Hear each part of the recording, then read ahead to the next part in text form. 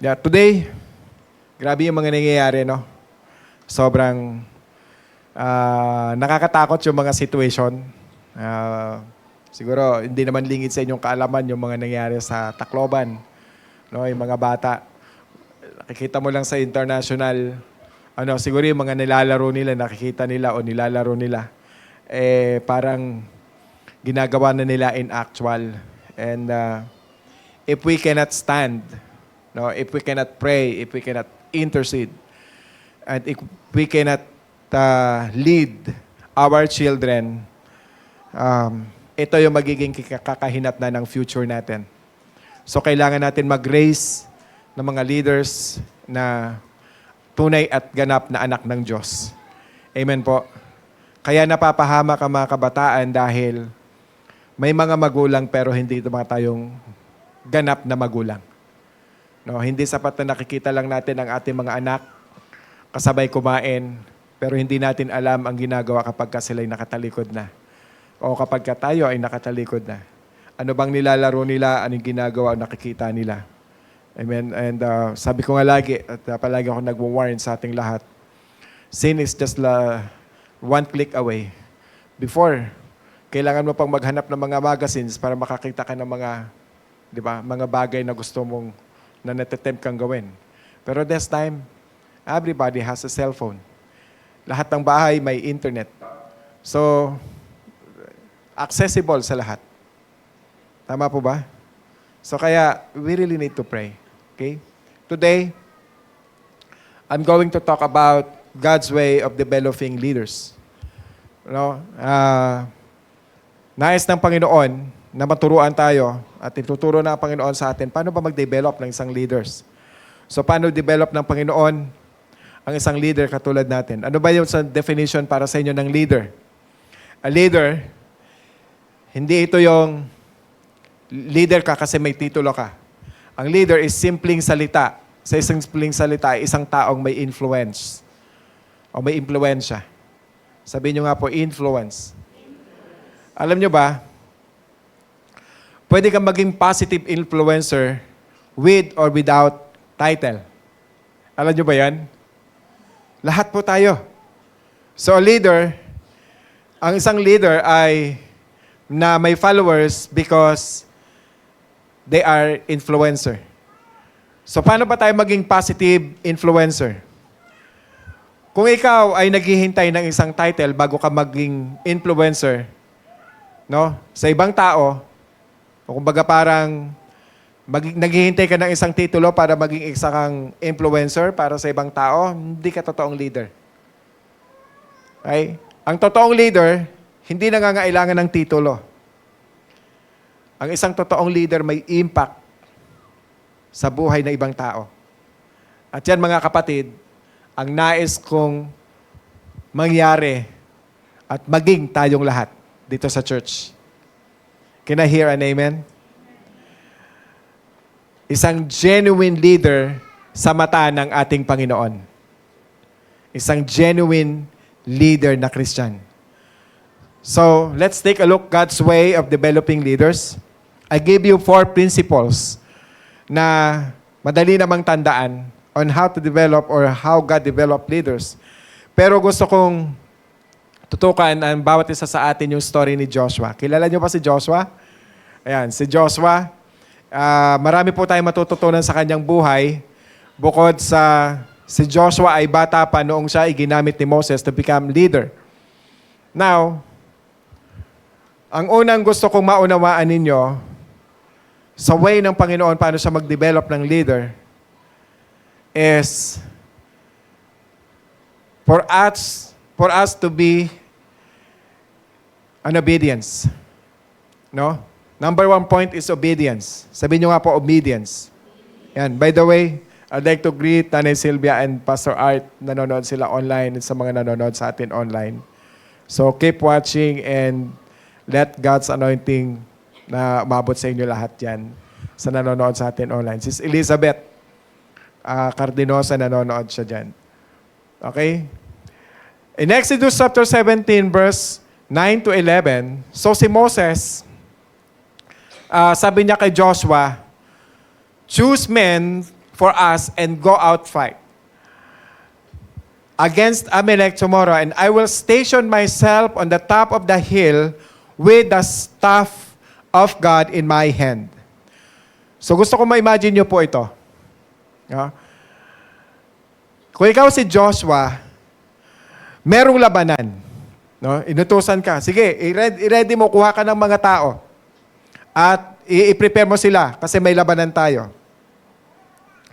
So anong sasabihin mo o ano sa tingin mo ang iyong sasabihin kung ang nag-utos sa'yo na mag-prepare ka ng laban hindi sasama sa'yo? So you're supposed to select and chosen men. Okay? Dapat, ang ina-expect mo, yung nag-utos sa'yo, kasamang lalaban. Amen? So anong gagawin ni Moses? Tingnan niyo po yung verse ulit.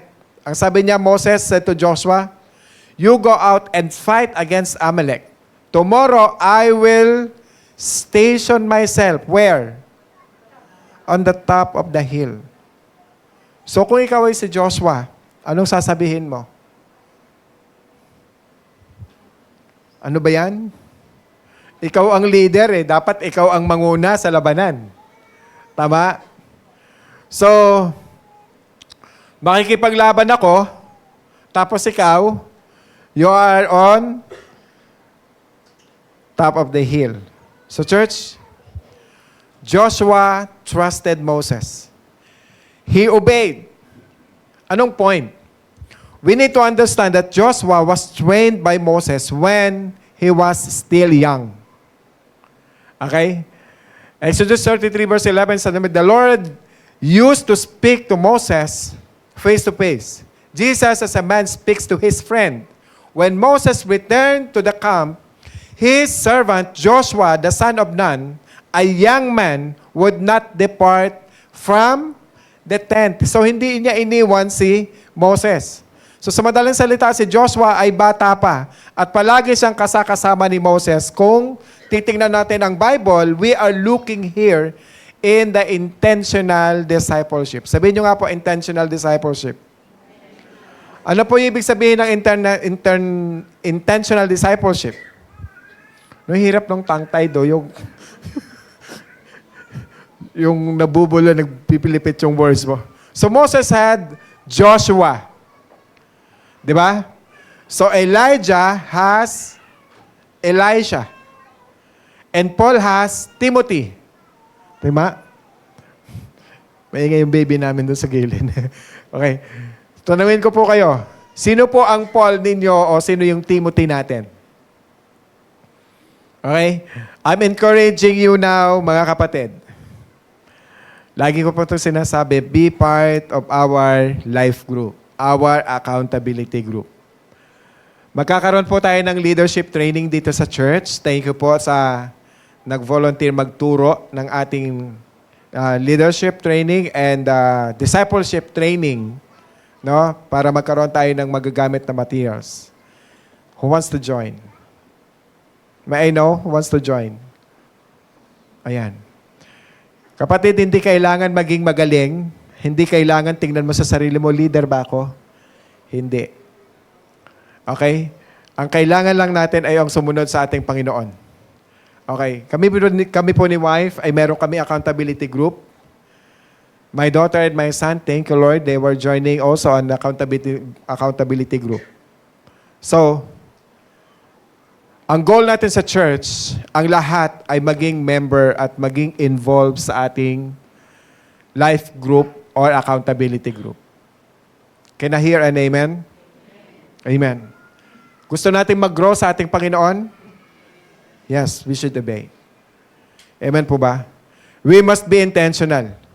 Ano po yung tuturo natin? We teach them how to submit to the authority. Numbers 12:28. Then Joshua, the son of Nun, the attendant of Moses from his youth. Bakit sinasabi na napakahalaga ng obedience? Bakit napakahalaga? Sabi dito, a leader must first learn to follow.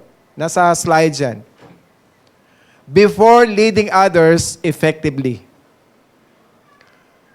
So that's how we develop leaders. Accountability group leaders, let's check your member if they were obedient or not. Dahil ang pagsunod at pagpapakita, ang pagsunod ay pagpapakita ng ikaw ay nagpapakumbaba. Obedience implies willingness to learn. Amen? Amen po ba? So sabi ni Warren Wiersbe, sabi niya, before God uses a person greatly, He trains them deeply in the school of obedience. Now, may iba't iba pong authorities na minention ang Bible. Number 1, na may pinakamataas na authority ang ating Panginoon, si God. Acts 4:19-20. Sabi niya dito, we have to submit everything to God. He is the ultimate authority. Amen po ba? Ang ating Panginoon may pinakamataas na authority. So you have to the objective instructions of God. So sabi ng Bible, kapag may nagsasabi sa iyo against the Bible, ano gagawin mo? Kailangan nating matuto. Katulad nila Apostol Pablo. Pag may nagsasalita against the Bible, we have to learn. Okay? Paano natin sasagutin yan? Acts 4:19-20, sabi niya dito, Peter and John answered and said to them, whether it is right in the sight of God to give heed to you rather than to God, you be the judge. For we cannot stop speaking about what we have seen and heard. Hindi ka titigil kung ano yung nakita mo o narinig mo na pagbabahagi ng salita ng Diyos. You have boldness to share. Amen po ba? Hindi po nakakatakot mag-share ng gospel. Ang nakakatakot ang maging accountable tayo sa ating Panginoon. Amen? So sa madaling salita, anuman ang command, kapag against the Bible, hindi mo kailangang sumunod. Can I hear an amen? Klaro po ba yon? Klaro? Pero, sa totoo lang, bihira sa leaders, even from the government, parents, teachers, na magsasabi ng huwag mong sundin ang sinasabi ng Biblia. Bihira po yon. Next, na may authority, is parental authorities. Makita natin yan sa Ephesians chapter 6, verse 1-3. Next, na may authority is authority of the husband. Ephesians 5:22-24. Next, na may authority, government authority. Schools, teachers, Romans 13:1-2. No, employer, kung saan ka nagtatrabaho. 1 Peter 2:28. Pastor, church, Hebrews chapter 13, verse 17. Church, lagi nating tandaan. Submission to authority is so really important. Why? Because 90% of God's will revealed through His designated authority. Ulitin ko. 90% of God's will is revealed through His designated authority. Isipin nyo to. Hindi mahirap malaman ang kalooban or ang will ng ating Panginoon if we learn to submit authorities. Amen? Ephesians 6:1-3. Basahin po natin to. Sabay-sabay.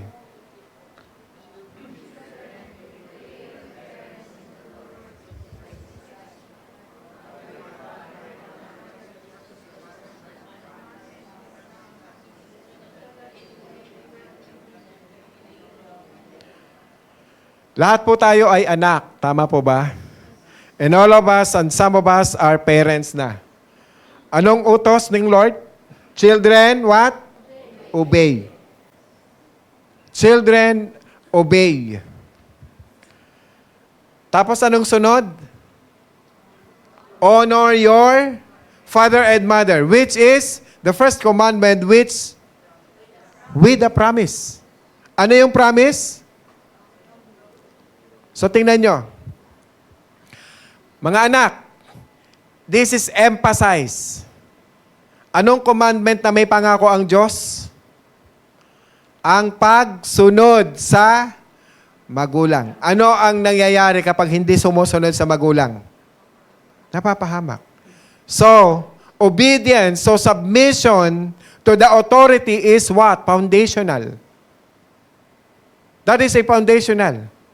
Kapag hindi natin itinuro sa ating mga anak o sa kabataan, paano maging masunurin kapag pumasok yan sa eskwelahan, problema yan. Pag hindi natin tinuro sa mga kabataan paano sumunod ng tama, pumasok ng trabaho, problema yan. Because they don't understand submission to authority. Lahat, it would be a problem. No, kung tuturuan mo silang magpasakop sa authority, ipapaliwanag mo kung ano ang tunay na dahilan ng pagpapasakop sa authority, yan ay pagkilala, yan ay pagpapasakop sa authority ng ating Panginoon. Amen? Sinabi ng Bible na wife, submit to your... Ayaw sumagot Okay? Wife, submit to your... Mariin, ipinahayag din ng Biblia yan. Okay? Dahil ang Diyos ay nagtalaga ng husband bilang pinuno ng tahanan. Can I hear an amen, husband? Babae sumagot Okay? At ang Diyos ang may authority sa husband. Okay? Kaya ang asawang babae, dahil siya ay nagpapasakop sa Diyos, ay kusang nagpapasakop din sa kanyang asawa. Kusang loob na nagpapasakop sa kanyang asawa. Can I hear an amen again?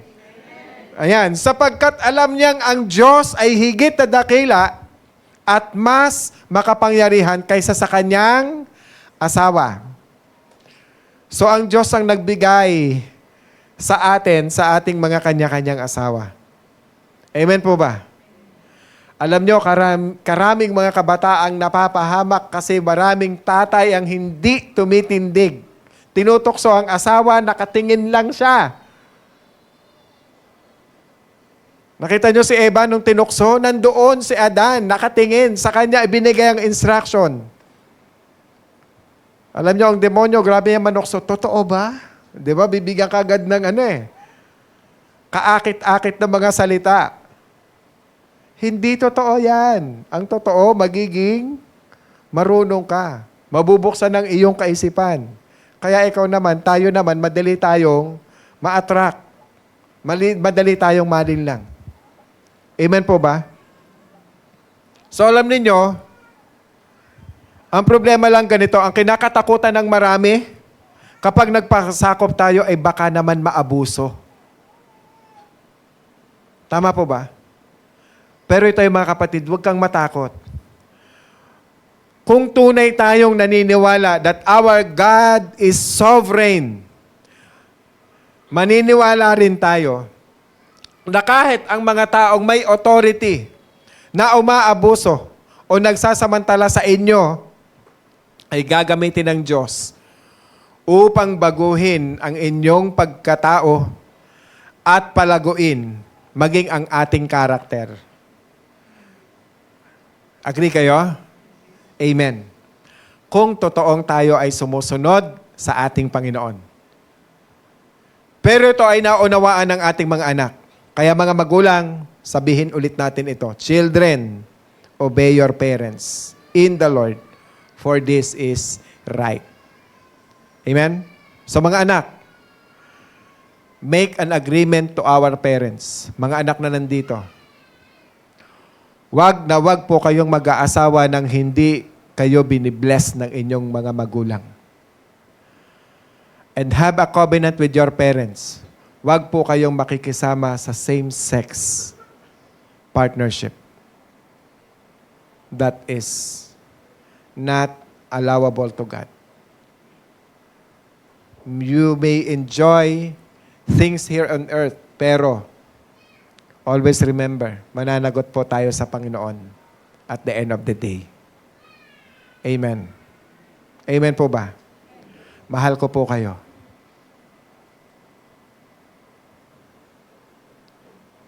at mahal tayo ng ating Panginoon.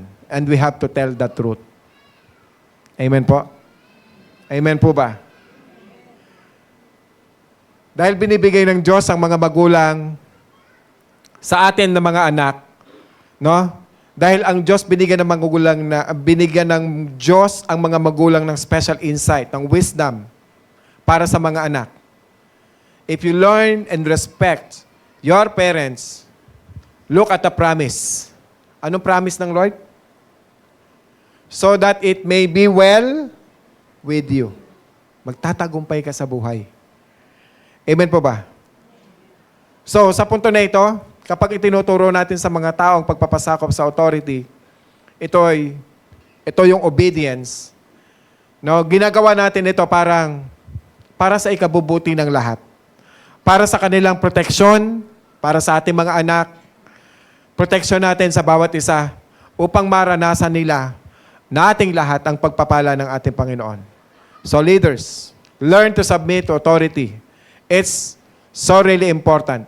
So tingnan po natin si Joshua 17 verse 9, sabi niya, Joshua, to choose men and go out to fight.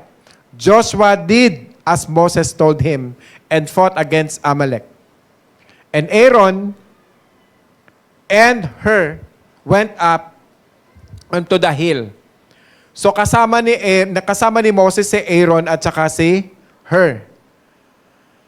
Okay. What did Joshua learn by obeying? Mga kapatid, there is a certain in our life na hindi natin natututunan until mag-obey tayo. Tama po ba? So God used Moses to develop Joshua, taught him obedience. So a leader gives his training opportunities to exercise leadership. So this is an opportunity for Joshua to exercise his leadership. Through what? By obedience. Ano po ma-discover ni Joshua? Exodus 17:11, sabi niya, so, it came about when Moses held his hand. Si Moses, na andoon sa mountain, may hawak na staff ng ating Panginoon. Okay. When the Israel prevailed, and when he let his hand down, Amalek prevailed. So, ibig sabihin, pag itinaas ni Moses ang staff niya, at nangalay at binaba, nananalo ang kalaban, si Amalek. Okay? So, verse 12, sabi niya, but Moses' hands were heavy. Then they took a stone and put it under. Pinatong dito, pinatong yung kanyang kamay para manatili nakataas. And he sat on it. And Aaron and Hur supported his hands, one on the other side and one on the other side. Thus his hands were steady until the sunset. Imagine mo, maghapong nakikipaglaban si Joshua, tapos si Moses, maghapon ding nakatayo at may hawak na staff na napakabigat para ipanalo ang laban maghapon hanggang lumubog ang araw. You can just imagine? So anong natutunan doon ni Joshua? Ang reality is this. There is a spiritual warfare. Kita nyo? Si Moses ang nasa mountain para manalangin. Kaya nga sabi sa book of Timothy, sabi niya, sa Bible, I want men to pray, raising up his hands. Na kapag itinataas natin ang ating kamay, syempre, we praise and worship God. Amen po ba? Pero hindi ibig sabihin na pag hindi mo itinaas ang iyong kamay, hindi ka mananalo sa laban. Pwede kang lumuhod. You can pray anywhere, everywhere. Amen po ba? What is the most important thing is we pray wholeheartedly. Amen po? So sa verse na ito, kung makikita nyo, isang matutunan ni Joshua yung importansya ng teamwork. Sabihin nyo nga po, teamwork. Si Moses, hindi lang nananalangin. Hindi lang nananalangin na lumaban o ipatayin ang kalaban, siya yung nananalangin para doon sa nakikipaglaban physical battle. Amen? So spiritual battle, si Moses. Physical battle, sino? Si Joshua. Amen? Verse 12, so, si Aaron and Hur, anong ginagawa nila? Sumuport kay Moses. Amen po ba? Ang galing, no? So what is God's way to develop being leader? What should we learn? Learn to obey. Obedience. Sabi nyo nga po ulit, obedience. So second, faith. Why faith is very important? 2 Corinthians 5:7. For we walk by faith, not by sight. Napaka-importante ng faith dahil we are always tempted to use our physical sense. We are always, every day yan mga kapatid, not only you, also me. Lagi tayong natitempt na gamitin yung ating physical senses. Kung ikaw ba ay susunod o hindi ka susunod. Sabi ng Panginoon, no. Hindi yan, hindi physical senses ang kailangan natin. As Christians, we walk by faith, not by sight. Ano ibig niya sabihin dito? Maraming bagay na hindi mo gustong sundin. Totoo. Dahil maraming bagay sa tingin mo ay hindi makatwirang sundin para sa atin. Pero yun ang dapat. Tama po? Pero kapag may pinapagawa ang Diyos sa iyo, ano ang tawag doon? Obedience. Faith. You will not obey until you really trust the Lord. Sa totoo lang. Amen po ba? Ang hirap kayang sumunod nang hindi mo pinagtitiwalaan yung nag-uutos sa'yo, nagko-command sa'yo. Bakit mahalaga ang faith? Bakit ko ito tinuturo sa inyo? Hebrews 11:6 sabi niya, without faith, it is impossible to please God. Naunawan niyo yung ibig sabihin ng verse? Sabi niya dito, without faith, you cannot please God. No matter what you do, what is faith? He who comes to God must believe that He is and that He is a rewarder. So, ano requirement? So, faith involves believing. Believing of who God is. Believing that God is true and real. God is a rewarder. So, anong dapat mong paniwalaan? God is a rewarder. Naniniwala po ba kayo that our Lord is a rewarder? Yes or no? Kaibigan, pero wag mo isipin na tinuturo natin dito ay prosperity gospel. Your concept of God is crucial. I believe God is a good God. I believe and we believe that God is a God who rewards each and everyone who deserves a reward. And I want my family and I want all of you leaders to understand this. God is a really good God. Amen? Nagre-reward ang ating Panginoon. But, there is a condition. Anong condition? We should seek Him. Sabihin nyo nga, seek Him. What are you seeking after? Tayo dito sa mundo na to. Ano yung sinisik ba natin? Pera? No? Popularity, relationship? But sabi ng Lord, seek first His kingdom with righteousness and all these things will be added to us. Matthew 6:33. Leaders, always remember this. Faith will tested. Faith will be tested. Amen? So ang pananampalataya ay hindi paniniwala sa pananampalataya mismo. Ito ay laging may pinagtitiwalaan. Amen? So halimbawa, nag-bungee jumping ka, ito yung pinakamataas sa buong mundo. Okay, tingnan nyo. Dapat ang faith natin may object. Okay? Ano yung object mo dito kung ikaw ay mag-bungee jumping? Nasaan na ang faith mo? Nasaan? Nasa na object mo dito kung ikaw ay magbabungee jumping? Object of your faith. Nasa tali.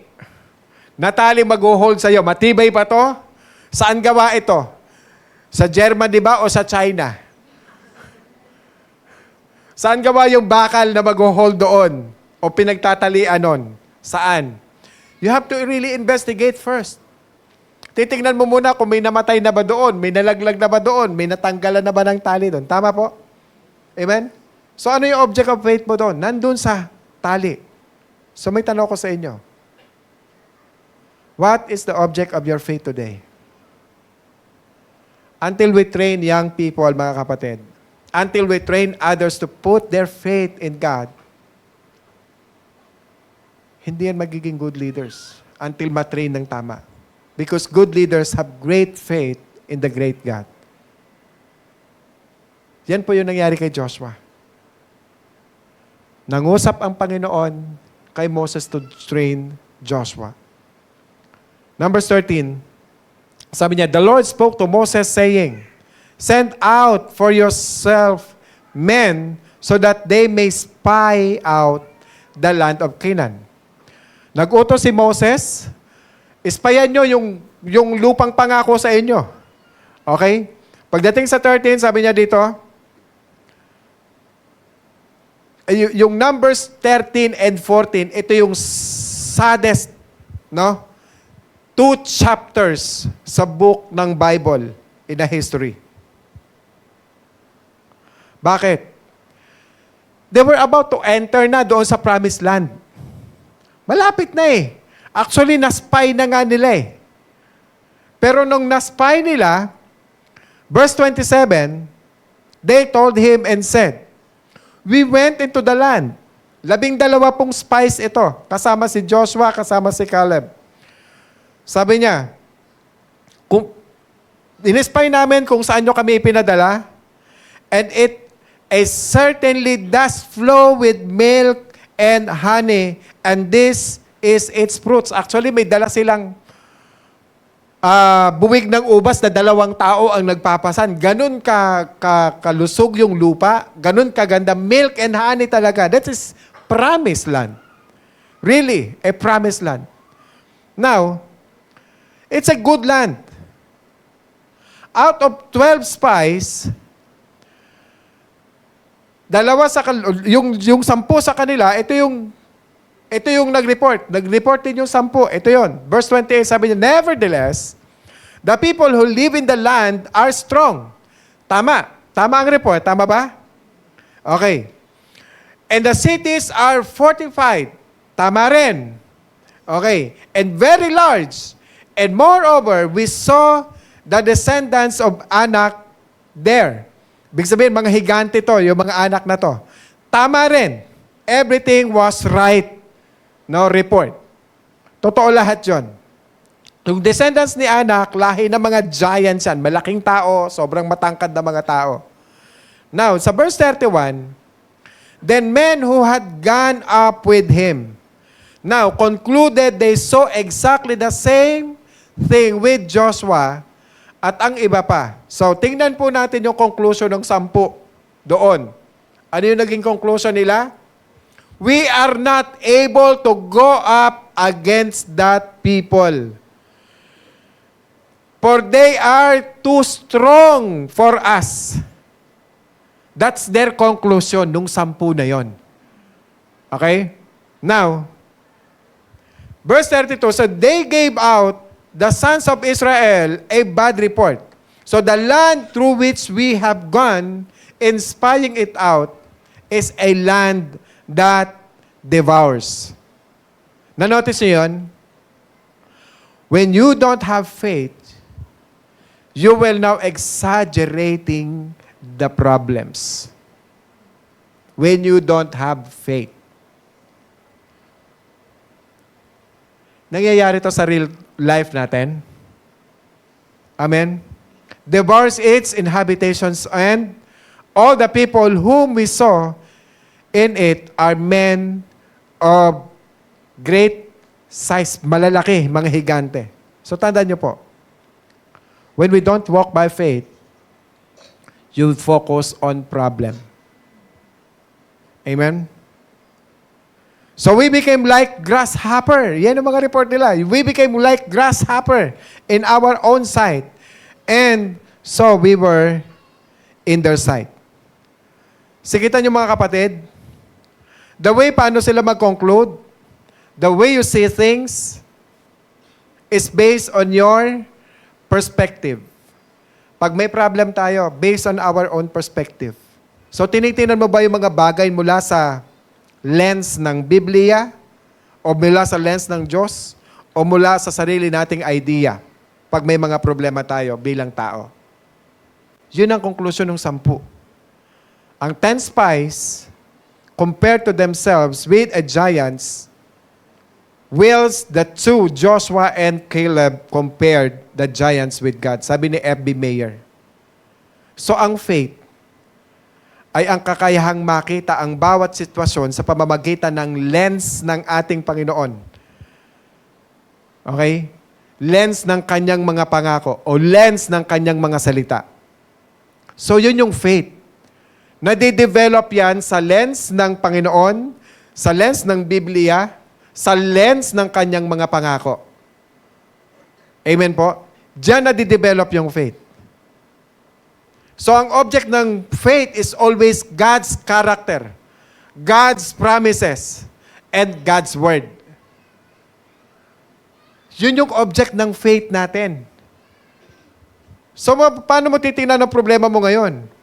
Bakit na nasabi nating saddest chapters itong chapter 13 and 14 ng Numbers? Tingnan po natin yung faith ni Joshua. Verse 6. Numbers 14 verse 6. Sabi niya, Joshua the son of Nun and Caleb said, they spoke to the congregation of the sons of Israel saying, the land which we passed through to spy out is an exceedingly good land. Ganda ng report. If the Lord is pleaded with us, then He will bring us into this land and give it to us, a land which flows with milk and honey. And ang verse 9 sabi niya, only do not rebel against the Lord and do not fear the people of the land. Kasi itong 10 na to, yung report nila, tinatakot nila yung mga tao eh. So their protection has been removed from them. Yan na. And the Lord is with us. So that's faith.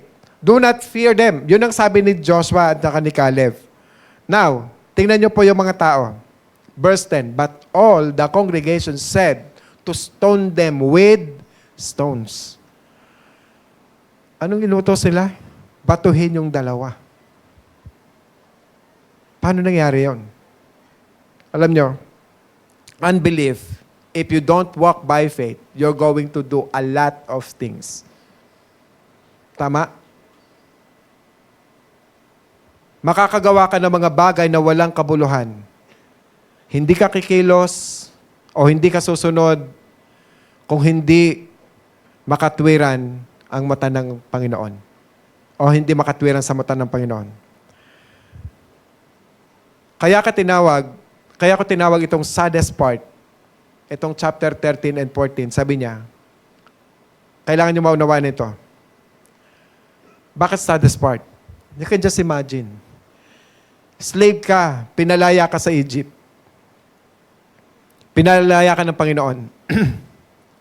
Now, halos papasok na sila doon sa promised land. Sabi ng Panginoon sa kanila, niligtas ko kayo sa Egyptians. Binigyan ko kayo ng kapangyarihan at ng lakas. Ang aking lakas, ibinagkaloob ko sa inyo. Nakita nyo kung gaano ko binuksan ang Red Sea. Diba? Nung nahati yung dagat, nung tumawid sila. Paano ko nag-provide ng pagkain sa inyo doon sa wilderness? Paano umulan ng mga pagkain doon? Paano kayo pinagtagumpay ng ating Panginoon sa lahat ng laban? Ngayon, kasama niyo ako. Tara, let's enter the promised land. Yun ang encouragement ng Panginoon. Pero nakinig ba sila? Anong ginawa nila? Unbelief. Lack of faith is not something to look trivially. Unbelief is very serious sin, mga kapatid. Alam niyo kung bakit? There are consequences when you do not act out of faith because of unbelief. Amen? Because of unbelief. Because of disobedience. So verse 27, how long, tingnan nyo to, nagsalita na Panginoon, how long shall I bear with this evil congregation who are grumbling against me? I have heard the complaints of the sons of Israel which they are making against me. Sino nagsasalita nito? Ang ating Panginoon. Nakita ba ninyo na ang kakulangan sa faith ay naipakita sa pagrereklamo? Na ang kakulangan ng faith ay nagpapakita sa pagdaing?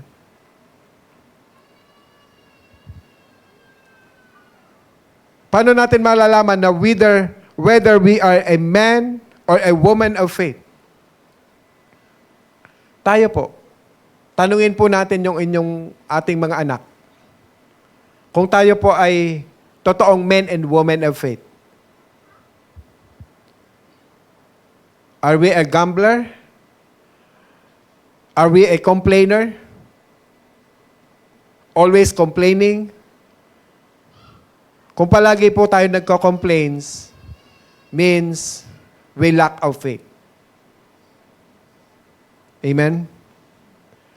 Hindi po tayo mapagpasalamat. In the midst of problem, we are not able to say, Lord, thank you. Ikaw na po ang may control ng lahat. Lord, thank you. Alam ko may maganda kang plano sa lahat ng mga nangyayari sa buhay ko, gaano man ito kahirap, gaano man ito kasakit at kabigat. Bakit sinabing saddest part? Verse 27, because of their unbelief, they grumbling against me. They complains of the sons of Israel, which they are making against me. Every time we grumble, every time may complain tayo against God, when you grumble against people, against your family, ultimately, it's a grumble against God, mga kapatid. Amen? Nakakasunod kayo? Sabi ng Panginoon, they are not grumbling against you, Moses. They are grumbling against me. Sabi ng Panginoon. Hindi naman sila nagrereklamo kay Moses, sa Diyos yun. Ang sabi niya, your cup says, verse 29, will fall into this wilderness, even all your numbered men, according to your complete number from 20 years old and upward who have grumbled against me. Ano nangyari? 20 years old and above, all dies. That is the saddest part. Why? Because of complaints and grumbling. Amen? Nakakalungkot. Yung pinakipaglaban mo, binuno mo ng pagmamahal, pinuno mo ng pag-iingat, nabuhay sila, lumakas sila, dumami sila, Lord. Natakot. Nandoon ang pangako. You know what, sometimes ganun din ang nangyayari sa atin ngayon.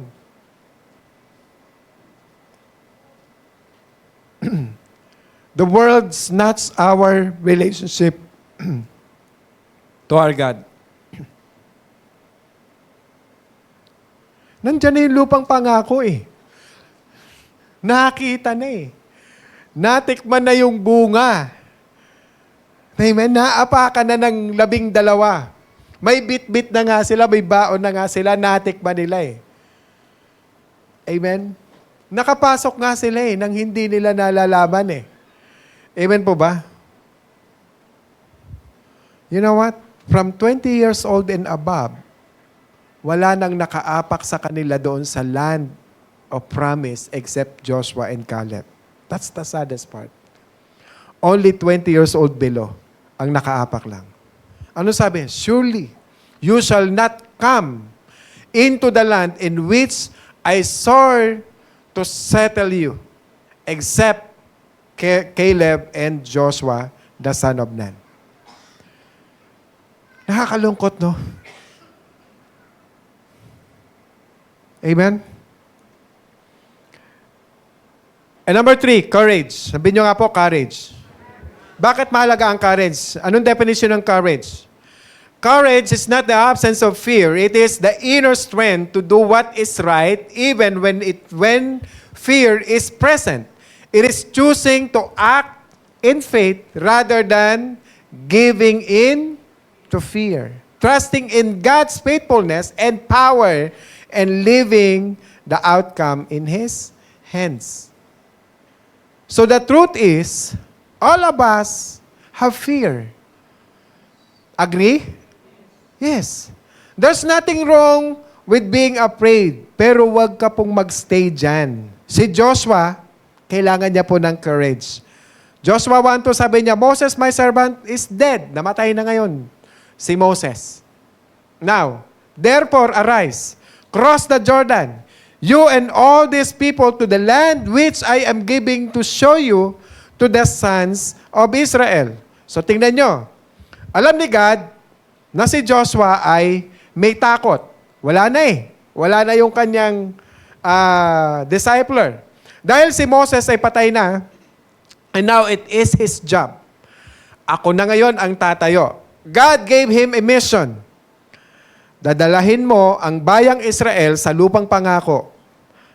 Ngayon, nangako ang Diyos kay Joshua. Verse 3, every place on which the sole of your foot treads, I have given it to you. No man will be able to stand before you all the days of your life. Just as I have been with Moses, I will be with you. I will not fail you or forsake you. That's God's promise. And I believe that word na promise ni God kay Joshua is also promise ng Lord sa ating lahat. Anong pinangako ng Diyos? Tagumpay, victory ng ating Panginoon kay Joshua. Para kay Joshua. So pangako niya, I will be with you. I will not fail you. I will not forsake you. Amen? Can I hear an amen? No? Anong sabi niya, verse 6? Sabay-sabay nating basahin.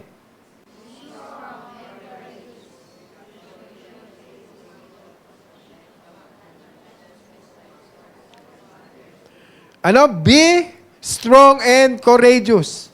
Pinangako na. Amen? Pinangako na. Notice, be strong and courageous. How God develop leaders? How do we develop leaders? Be courageous. Understand God's promises. Tingnan po natin yung simpleng formula na binigay ng Diyos kay Joshua. Verse 8. Anong sabi? Kabisado natin yan. 3, 2, 1, go.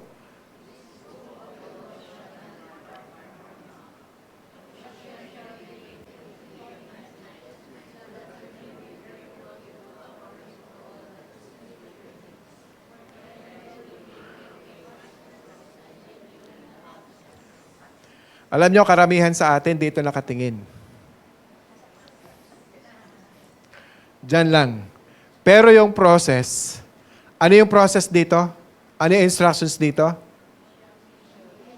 Meditate day and night. Alin? Yung word.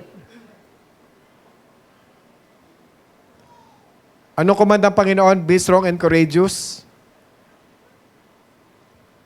So this is really amazing. Kasi bakit? Ang utos ng Panginoon, basahin ang salita ng Diyos. Sino sa inyo dito ang nagbabasa ng salita ng Diyos every day? Taas ang kamay. Okay. Sige. Sino ang gustong magbasa ng Bible, may heart's desire na magbasa ng Bible every day? Taas ang kamay. Ibig sabihin, yung iba ayaw talaga. How can you have a good life if these simple instructions we forget. That's the map of our life. Mapa po ng buhay natin yan. Kapag hindi mo binasa at tumingin sa mapa, mawawala ka sa buhay, maliligaw ka. Kapatid, I hope and I pray that the next time I ask, lahat tayo may desire magbasa ng Bible. Amen? Walang reason. Kahit gaano po tayo ka-busy. Inasnap, pag tinanggal ni Lord yung hininga natin, wala rin tayo. Amen po ba? Amen po ba? Kailangan maging malalim tayo sa salita ng Diyos. Darating ang panahon, wala nang mangangaral. Ano na lang pangahawakan natin? Yung itinuro ng Diyos sa atin mismo personal. Amen po. Amen?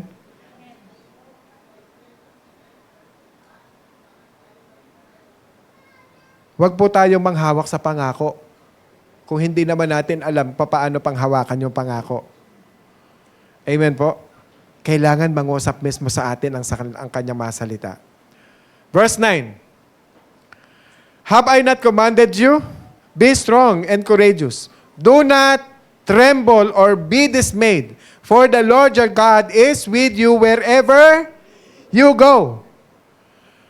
Paano natin malalamang tayo ay ligtas kung hindi natin alam to? Amen po ba?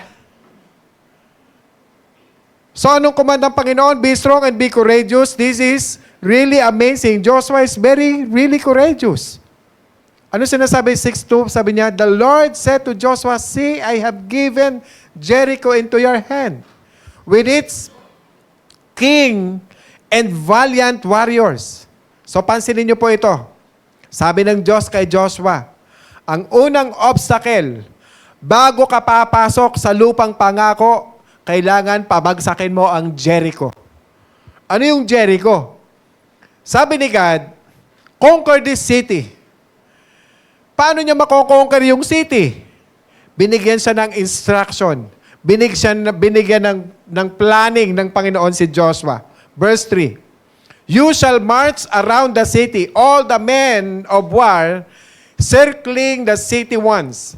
You shall do so for 6 days. Sabi niya, gagawin mo ito for 6 days. Also, 7 priests shall carry 7 trumpets of horns before the ark. Then, the 7th day, you shall march around the city 7 times. Ilang araw mag-iikot sila? Ilang araw? 6 days. Sa pang 7 days, ilang ikot sila pagdating ng 7 days? 7 times na iikot. And the priest shall blow the trumpets pagkatapos ng 7 na ikot ng panghuling araw. And when you hear the sound of the trumpet, all the people shall shout with a great shout, and the wall of the city will fall down flat, bagsak. Actually, kahit sinong mga tao, walang basta makapasok doon. Napakataas, napakalaki, napakatibay na wall yan. And the people will go up, every man straight ahead. Kaya yan, ang isa sa kamanghamanghang estratehiya na planning na itinuro ng Diyos. No? Sana mapakinabangan dito sa Pilipinas ang pag-aaral ng Philippine Military Academy. Pwedeng ganun lang, ano? Diba? Diyos, kapag may war, paano natin makonquer yung city? Ano pong gagawin mo pag may war?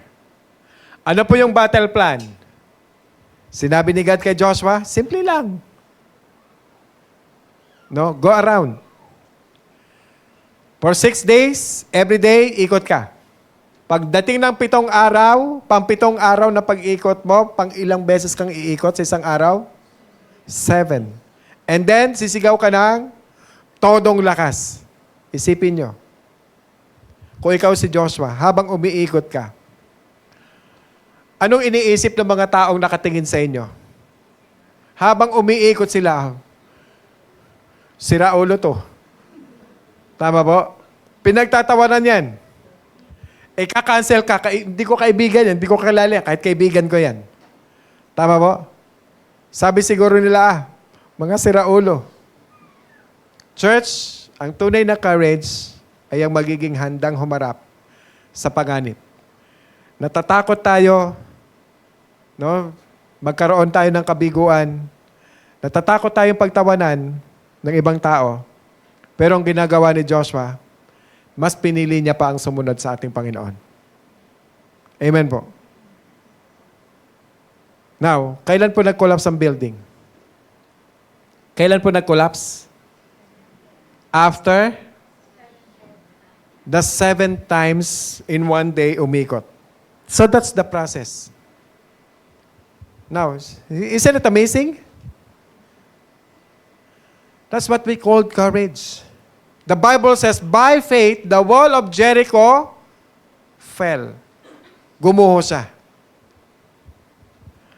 Church, I want to encourage each and every one of you. We have to really speak the truth in love. Amen? Amen po ba?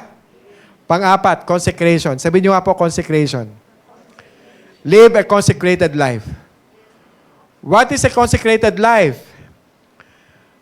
Courage does not give up.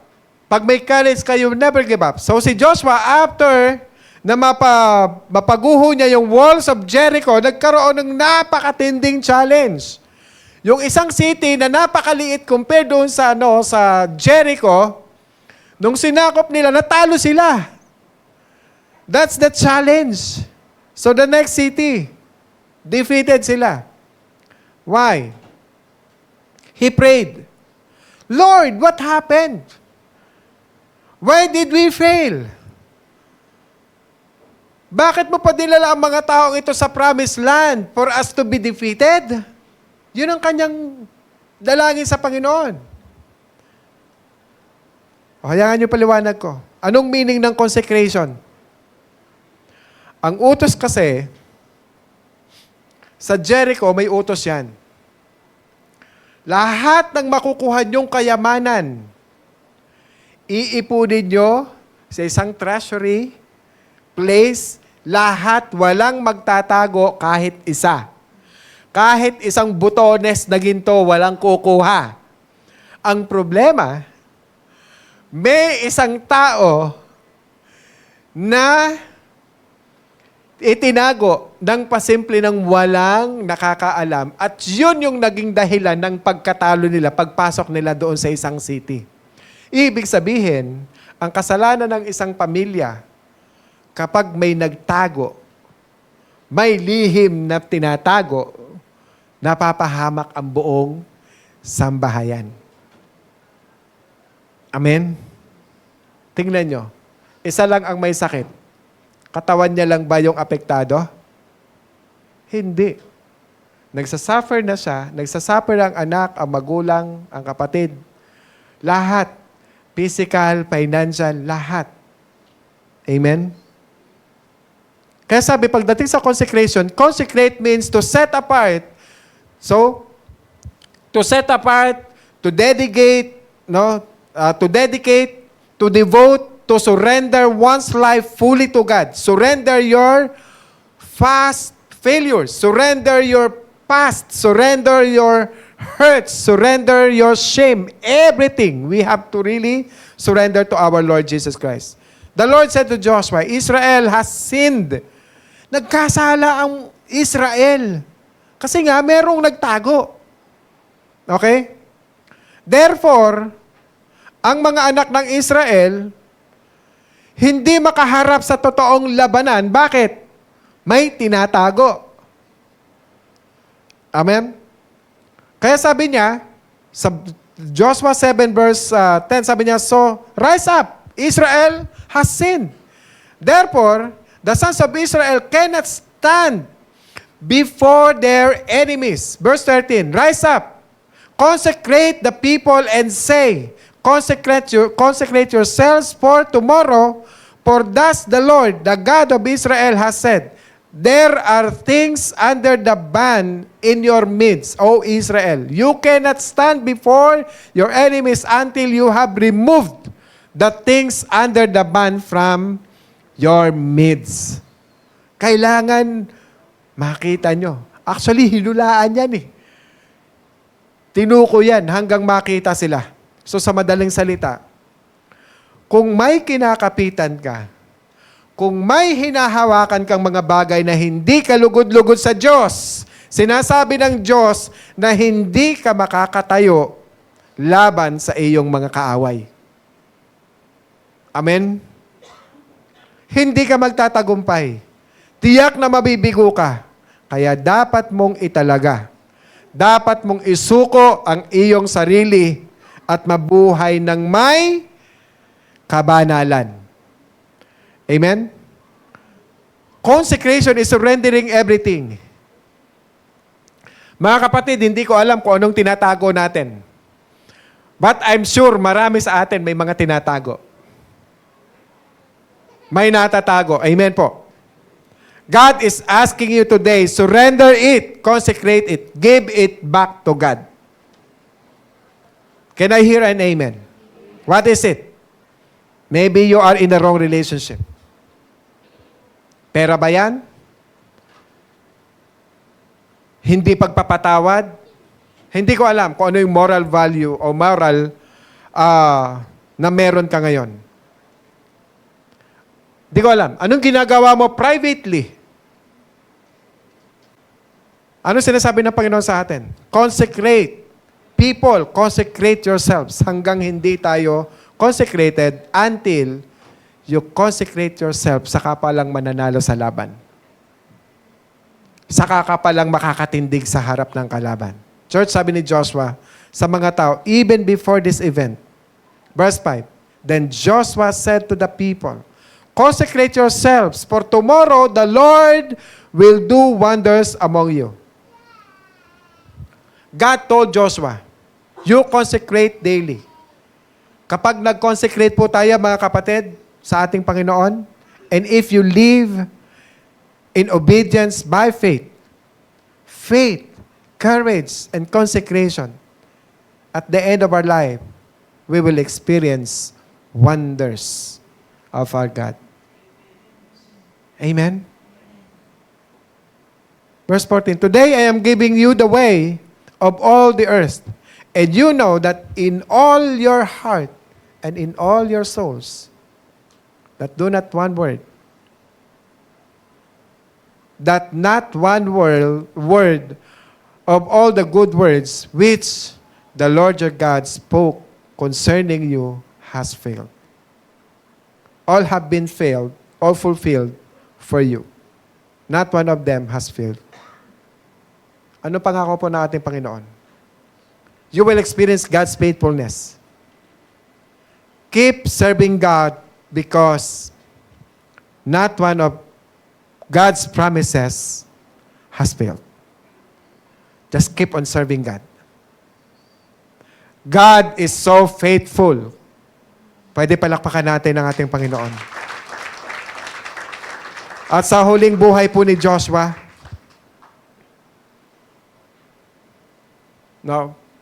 Joshua 24:15, sabi niya, if it is disagreeable in your sight to serve the Lord, choose for yourselves today whom you will serve. Kapatid, consecration is a choice. Today, God is asking each and every one of us to choose consecration. Sino po ang paglilingkuran natin in this life? Kapatid, tumingin kayo sa akin. We are always serving something. We are always serving someone. Either money, either yourself, either your children, just to satisfy yourself. Slave ka ng bisyo, kung ano man yan. Slave ka ng sarili, nagsiserve ka by your own agenda. No? or something or someone. Lahat tayo. Lahat po tayo mayroong tinatawag na idols. Anything na ginagawa natin ng sobra para sa atin, sa Panginoon, na kumukuha ng oras natin na para sa Lord, that's idol. Hindi ko alam kung anong idol mo, kapatid. Pero si Joshua is not telling his people. At the end of his life, over 100 years old si Joshua, mas pinili niya mag-consecrate sa ating Panginoon. Today, God is asking you to choose. Sino ang paglilingkuran natin?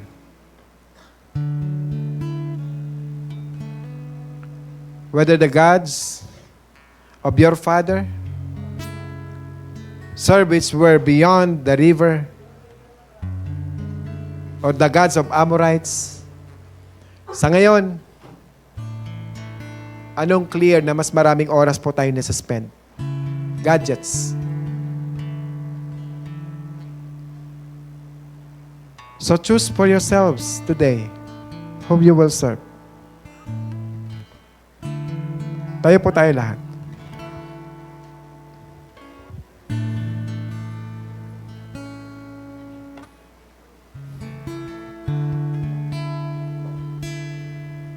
Sino po sa atin dito yung nangangarap at nagnanais na yung buong pamilya niya ay maglingkod sa ating Panginoon?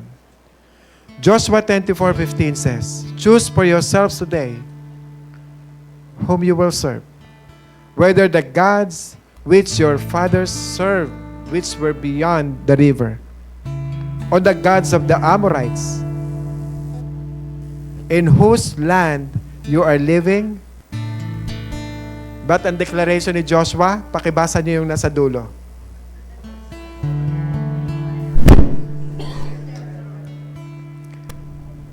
Sino magdi-declare nito?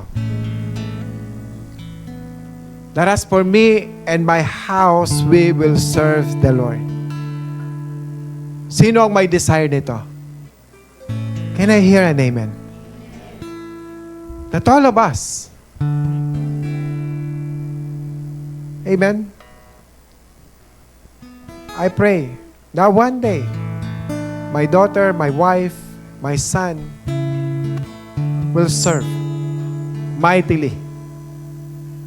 Me and my whole family will serve the Lord.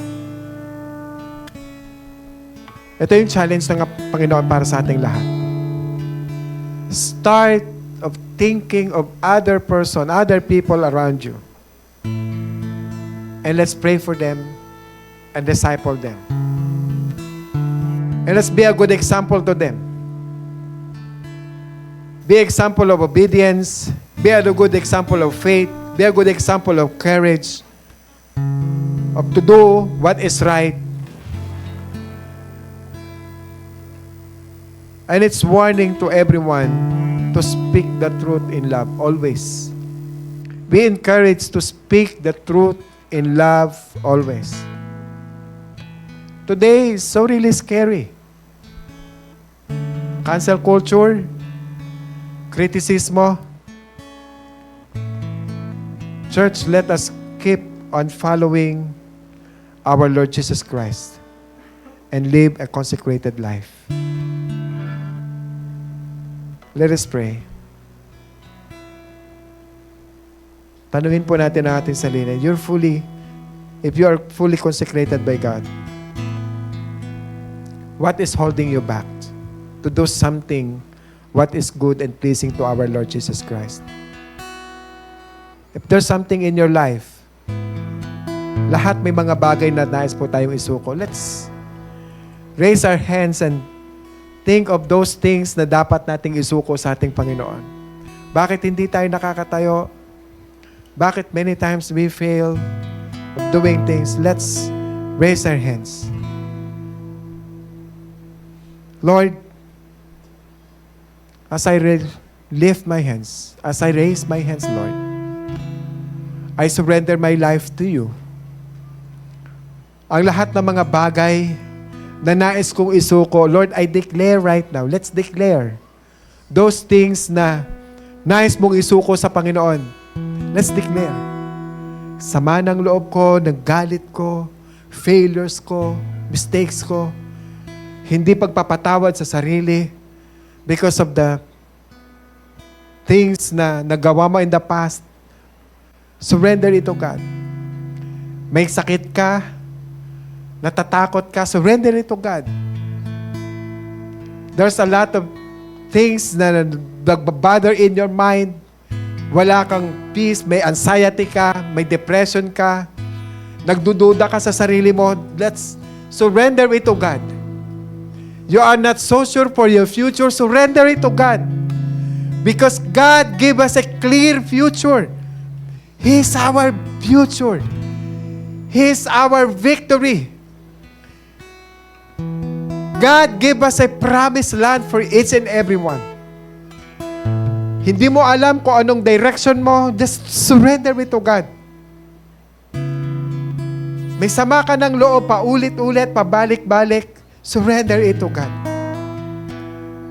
Nagagawa mo yung mga bagay na ayaw mong gawin, pero hindi naman talaga ikaw yan. Hindi naman talaga yan ang personality mo. At hindi mo talaga gustong gawin yan, but hindi mo mapigilan ang sarili mo na magawa yan, but surrender it to God. Everything. That from now on, I pray, we pray, Lord, isinusuko po namin lahat ito. Ikino-confess po namin ang lahat ng ito, ang lahat ng kahinaan namin sa sarili namin, Lord. Isinusuko namin ito sa iyo, Panginoon. But from now on, Lord, titindig kami ayon sa katotohanan that you are our Lord, the Word of truth. Our Lord Jesus Christ saved us, O God. In Jesus' name, you died on the cross. Hindi po masasayang ang buhay mo na namatay sa krus. Ang dugo mo na tumigis sa krus para kami ay linisin, para kami ay hugasan, para kami ay alisin sa lahat ng mga bondages namin in our life. Lord, we are all set free right now in Jesus' name. In Jesus' name. Holy Spirit, saturate us with your holiness. Consecrate us with your righteousness. Lord, our mind, Lord, saturate mo to ng wisdom. Lord, like Joseph, when they will tempt him, he ran away. At saan mo man siya nilagay, Lord, nag-prosper siya, Panginoon. Kaya Lord, ganun din po yung gawin mo sa buhay namin. Kung paano nagtagumpay si Joshua. Paano niya nalaman merong nagtatago ng lihim kung bakit napahamak sila. Na-expose mo to, Lord, O God. At ganun din ang gawin mo sa amin. I-expose mo kami sa word of truth. At magkaroon kami ng paninindigang lumaban sa katotohanan. Tumindig sa katotohanan at lang lahat kami magtagumpay. Lord, you are our victory in Jesus' name. But if you're here for the first time, kapatid, confess this and declare this into your mouth, coming from your heart. Lord Jesus, say this. Lord Jesus, I pray to you right now. Come into my heart and live inside my heart. Stay inside my heart. But from now on, you are my Lord and my Savior. And I will walk with righteousness starting today. In Jesus' name, I declare you as my Lord and Savior of my life. I love you, Lord. In Jesus' mighty name we pray. Amen. God bless everyone. You're invited. Every Sunday is an opportunity to encounter God's presence. Join us for worship, the Word, and fellowship. That's 10 a.m. here in our sanctuary. Don't forget to bring your family or friends. Let's gather every Mondays, Wednesdays, and Fridays and pray together. You can join via Zoom every 5 a.m. You can reach out to Brother Nemar or Sister Bing for your prayer requests. We strongly believe that God hears our prayers, and we also gather together as a whole congregation every first Friday of every month to pray for our church, nation, and the like. That's 8 to 9 p.m. here in our sanctuary. Want to be part of a circle who will pray for you as you do life together? Be part of an accountability group today. A safe space to share, learn, and strengthen your walk with God. Feel free to reach out to Kuya Jong and Gladys if you are interested.